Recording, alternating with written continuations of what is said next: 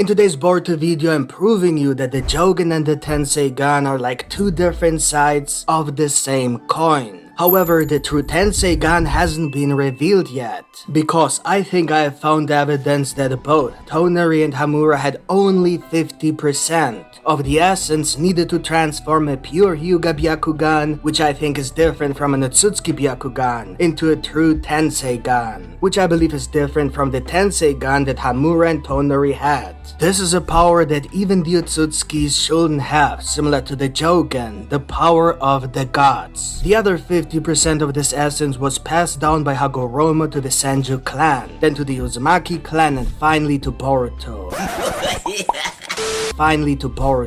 Causing his Jogan. But it also went to Himawari, causing Demon to notice something special about her. Most likely it's the true and pure Tenseigan, which hasn't awakened yet, but exists as potential energy within Himawari. Maybe Demon has an ability from his Shabai DNA that lets him recognize the Shabai DNA in Himawari. He might think she's either a cyborg or part of a group that Demon and Ada know, possibly even from Amado, who use powers from Shabai. Or he thinks she's a full-blood Otsutsuki. Long story short, only the Hyuga clan who have the pure Byakugan can awaken the true Tenseigan. But they need the DNA of the Senju clan, specifically the Uzumaki bloodline. Meanwhile, the Uzumaki clan can awaken the Jogan if they have Hyuga DNA. These are two related aspects, each with a different primary focus, yet they are the same. This happened because the Hyuga and Uzumaki bloodline united for the first time in history. This put the essence of that power back together, making Boruto UzuHiko, the Uzumaki prince, and Himawari UzuHime, the Uzumaki princess. They are the two blue Vortex, the only two living beings who manifested the power of a god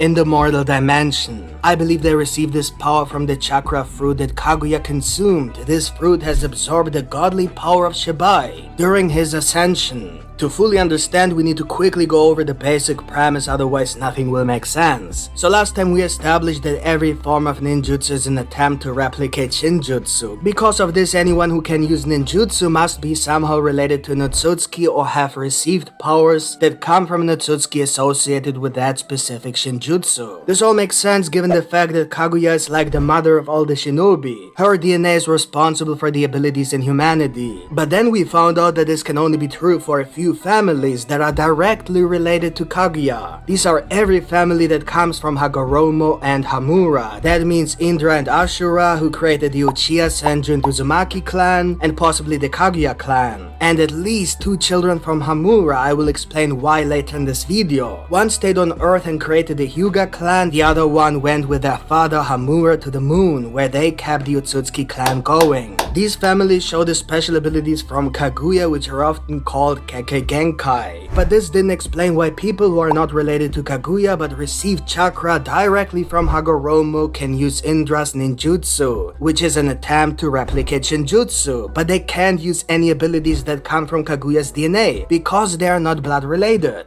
So if people can get abilities derived from shinjutsu without being related to an Otsutsuki, although all shinjutsu must come from an Otsutsuki and not every Otsutsuki can use every shinjutsu, then this means that even if they are not related to Kaguya, they must still have some connection to a power source that comes from another Otsutsuki besides Kaguya. Otherwise it's a plot hole. There's a reason why Kishimoto revealed that two other Otsutsukis were on Earth before Kaguya, so if Kaguya could give humans special abilities, why wouldn't one of the other Otsutskis have a similar effect? And since it's confirmed that Shabai remains were found on Earth, and there was already a god tree on Earth before Kaguya arrived, we can safely say that Shabai was the one who planted the tree with his partner and ate the final fruit, which caused his ascension on Earth to the god dimension. Thereby he left his physical body behind and it was later picked up by Amado. But before that happened, I believe the tree took in Shabai's ability for at least 1,000 years until Kaguya ate the fruit. This is because a god tree takes 1,000 years to grow a fruit. And since chakra that doesn't belong to one person can easily move to another, the chakra Kaguya got from the fruit went to her children Hagoromo and Hamura when she gave birth to them and became part of their DNA. This is why she accused them of stealing her powers, which couldn't happen through normal genetic power inheritance. In such normal case, she would basically be creating new new beings with their own powers, so Kaguya must have lost the chakra from the chakra fruit and with it the powers of Shabai. Let's call the normal ninjutsu that every shinobi can use basic abilities. These basic abilities come from Shabai through the chakra fruit. Now the main idea is that when Shabai became a god, he started to manifest the Jogan. This is pretty much confirmed to be a power from the god dimension, as we have seen many Jogans around in the Otsutsuki god. So if Shabai's body reached the level where it could have the Jogan but couldn't physically manifest it because he became a god,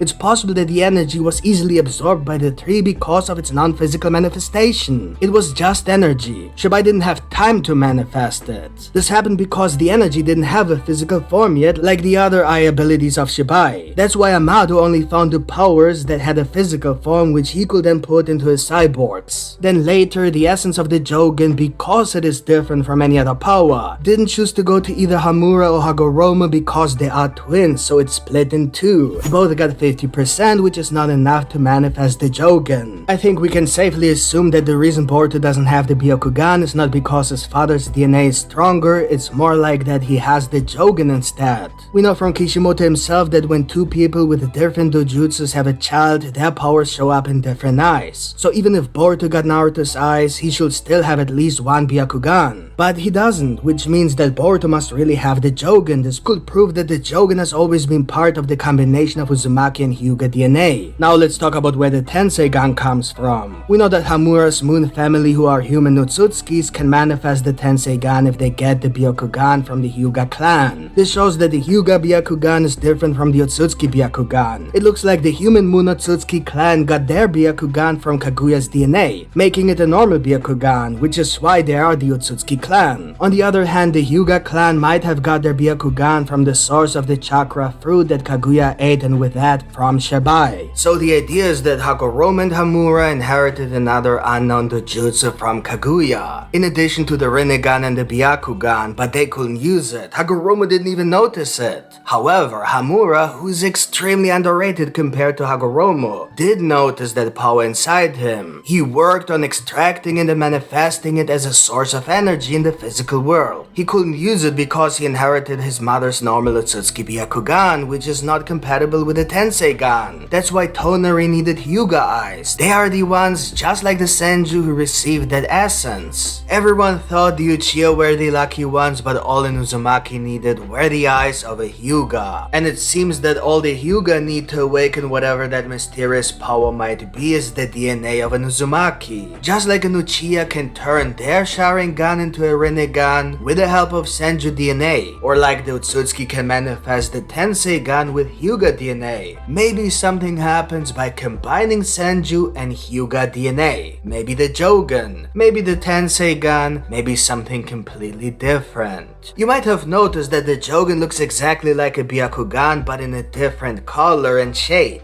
In the anime, Boruto even foreshadowed the connection when he claimed to have awakened the Byakugan when in reality it was the Jogan. Tonari also proved the connection between the Jogan and the Byakugan, and with that the Tenseigan, as a representative of the original bloodline of the Otsutsuki Byakugan. The reason we haven't seen the Jogan in the manga yet could be the same reason the Otsutsuki clan need to take out their eyes to receive the Tenseigan. So by destroying his physical eye, Boruto receives the Jogan. It probably will take some time though, just like with the Tenseigan, but we haven't seen him open his eye yet, so we don't know. That's something that will likely happen soon and confirm the Jogan in the manga. And that's it for this Boruto 2 Blue Vortex theory. Please let me know in the comments what you think of this video. It really helps me a lot to create better content for you. And if you enjoyed this video, then feel free to support me by simply leaving a like. Thank you so much and thank you for watching. See you next time. Bye.